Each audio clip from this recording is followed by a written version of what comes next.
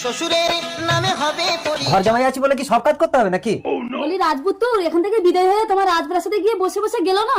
ওমা দুটো হাত থাকতে থাকতে ঘর জামাইয়ের সাথে মুখে এত কথা কিসে? শালা বেশি কথা বললে ঘর জামাইয়ের গাল ফাটিয়ে দেবে মেরে। আয় মা ডিম আমলেট আর বিস্কুট দিয়ে চাটা খেয়ে নে, তুই তো বেরোবি। আরে আরে আরে, কি করছো? ওঠো ওঠো, ওই তো তোমার চা নিচে। ডান্ডি ভাঙা কাপে, তাও আবার শুধু চা জামাইয়ের জন্য। অবশেষে পান্তা ভাত, তাও তো জুটবে না। আহা বেচারা ঘর জামাই। ও মা দাও, আমার দেরি হচ্ছে। বলছি তুমি প্রতিদিন কোথায় যাও গো? দেখেছো মা, আমার বাপের বাড়িতে নাকি আমাকে জবাব দিতে হবে। তোর ছাই ভাল লাগে না। ও মা আমি চললাম। খালি পেটে যাস না মা, গিয়েই তো এক্ষুনি বন্ধুদের সঙ্গে মদ খাবি। এই ছোট লোকের বাচ্চার জন্য মেয়েটা আমার খালি পেটে চলে গেল, এবার মদ খাবে কি করে?